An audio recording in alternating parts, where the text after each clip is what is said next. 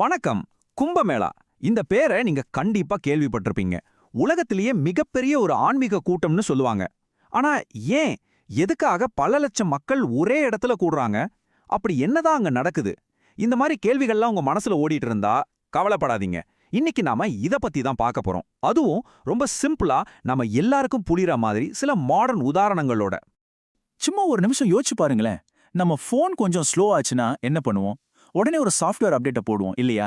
சரி, அதே மாதிரி நம்ம மனசு, நம்ம ஆன்மாலாம் கொஞ்சம் டல்லா, சோர்வா ஃபீல் பண்ணும்போது அதுக்கும் ஒரு அப்டேட் தேவைப்பட்டா எப்படி இருக்கும்?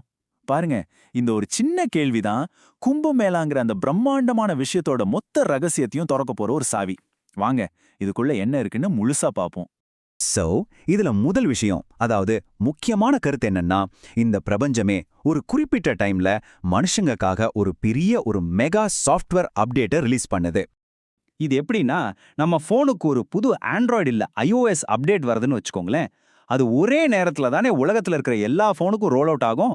கிட்டத்தட்ட அதே மாதிரி தான் பிரபஞ்சத்தோட இந்த மெகா அப்டேட்டும் மாசி மாசத்துல இந்தியா முழுக்க ஒரே நேரத்துல நடக்குது. நம்ம ஊர்ல இத மாசி மாசம்னு சொல்றோம். அதுவே நார்த்ல மாகா மாசம்னு சொல்றாங்க. பேர் தான் வேற, ஆனா விஷயம் ஒண்ணுதான். அப்போ இந்த மாதிரி ஒரு பெரிய ஸ்பிரிச்சுவல் அப்டேட் நடக்கிறதால தான் கோடிக்கணக்கான மக்கள் பிரயாக்ராஜ்னு ஒரு குறிப்பிட்ட இடத்துல ஒன்னா கூடி கும்பமேளாங்கிற அந்த பிரம்மாண்டமான நிகழ்வுல கலந்துக்கிறாங்க. சிம்பிள். இப்போ கும்பமேளானா வெறும் ஒரு கூட்டம்னு மட்டும் நினைக்காதீங்க. அத ஒரு குறிப்பிட்ட நோக்கத்தோட நடக்கிற ஒரு பெரிய எக்ஸ்போ, அதாவது ஒரு கண்காட்சியா நாம புரிஞ்சுக்க முயற்சி பண்ணலாம். இன்னும் தெளிவா சொல்லணும்னா, ஒரு மெகா டெக் எக்ஸ்போக்கு போறதா கற்பனை பண்ணிக்கோங்க. அங்க எதுக்கு போவோம்? லேட்டஸ்ட் டெக்னாலஜியை பத்தி தெரிஞ்சுக்க, பிசினஸை வளர்க்க, நெட்வொர்க்கிங் பண்ண, பெரிய பெரிய இண்டஸ்ட்ரி லீடர்ஸை சந்திக்க, இல்லையா?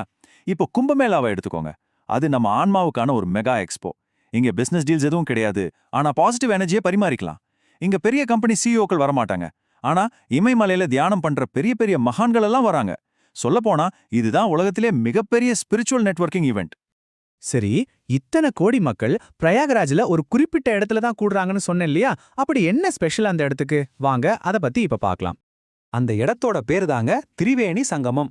ரொம்ப சிம்பிள். அந்த பேரையே நாம பிரிச்சு பார்த்தா அதோட அர்த்தம் ஈஸியா புரிஞ்சிடும்.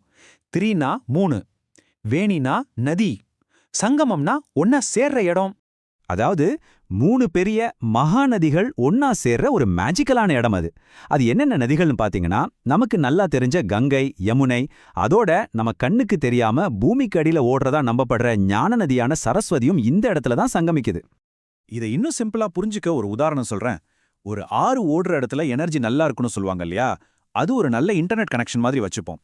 ஆனா இங்க கங்கை, யமுனை, சரஸ்வதின்னு 3 பிரம்மாண்டமான நதிகள், அதாவது 3 high speed fibre optic cable ஒன்னா சேர்ற ஒரு மெயின் சர்வர் பாயிண்ட் மாதிரி யோசிச்சு பாருங்க, எப்படி இருக்கும்? அதுதாங்க திரிவேணி சங்கமம். அதை நம்ம பிரபஞ்சத்தோட ஒரு காஸ்மிக் வைஃபை ரவுட்டர்னு கூட சொல்லலாம். அங்க ஸ்பிரிச்சுவல் வைப்ரேஷன்ஸ் உச்ச கட்டத்துல இருக்கும். ஓகே, இவ்ளோ பவர்ஃபுல்லான ஒரு இடத்துல ஒருத்தர் போய் ஒரு முழுக்கு போடும்போது அவங்களுக்குள்ள என்ன மாதிரியான மாற்றங்கள் நடக்கும்? அதுதான் நம்ம இப்ப பார்க்க போறோம். எங்க பாட்டி அடிக்கடி ஒரு விஷயம் சொல்லுவாங்க. டே, நல்லவங்க 4 பேரு கூடி நிக்கிற இடத்துக்கு போனாலே போதும்டா, நம்ம உடம்புல இருக்கிற பாதி நோய் நொடி கோடி போயிடும்னு. இப்போ நீங்களே யோசிச்சு பாருங்க, பல லட்சம் நல்ல மனசு கொண்டவங்களும் பெரிய பெரிய ஞானிகளும் மகான்களும் ஒரே இடத்துல கூடும்போது அங்க எவ்ளோ பெரிய பாசிட்டிவ் எனர்ஜி ஃபீல்டு உருவாகும். சோ அந்த சக்தி வாய்ந்த இடத்துக்கு போறதுக்கு முன்னாடி நம்ம மனசோட நிலைமை எப்படி இருக்கும்? தேவையில்லாத கவலை, கோபம், பழைய கர்மான்னு ஏகப்பட்ட ஃபைல்ஸ் ஓடி நம்ம சிஸ்டம், அதாவது நம்ம மனசு ஒரு கம்ப்யூட்டர்ல வைரஸ் ஏறின மாதிரி அப்படியே ஹேங் ஆகி நிற்கும் இல்லையா? ஆனா அந்த திரிவேணி சங்கமத்துல ஒரு முழுக்கு போடுறப்போ அந்த பிரம்மாண்டமான எனர்ஜி நம்ம சிஸ்டத்தை மொத்தமா ஸ்கேன் பண்ணி கிளீன் பண்ணிடுது. சொல்லப்போனா நம்ம ஆன்மாவுக்கு ஒரு ஃபேக்டரி ரீசெட் பண்ண மாதிரி. அந்த தண்ணியிலிருந்து வெளியே வரும்போது நம்ம ஸ்பிரிச்சுவல் பேட்டரி 100% ஃபுல்லா சார்ஜ் ஆகி நாமளும் புத்தம் புதுசா ஃபீல் பண்ணுவோம். சரி, கடைசியா இந்த எல்லா விஷயங்கள்ல இருந்தும் நம்மளோட அன்றாட வாழ்க்கைக்கு என்ன முக்கியமான பாடத்தை எடுத்துக்கலான்னு பார்க்கலாம் வாங்க. ஒரு சின்ன விஷயத்த நம்ம யோசிச்சு பார்ப்போம். நம்ம போன்ல சிக்னல் கட் ஆயிடுச்சுன்னா உடனே வைஃபை எங்க இருக்கு, நெட்வொர்க் எங்க கிடைக்கும்னு பதறி போய் தேடுறோம்.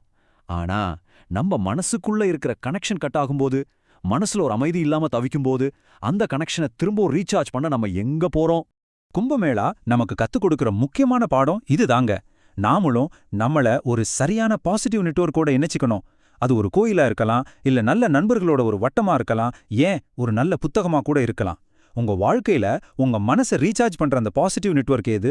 உங்க வாழ்க்கையோட திரிவேணி சங்கமம் எதுன்னு நீங்க என்னைக்காவது யோசிச்சு பார்த்திருக்கீங்களா?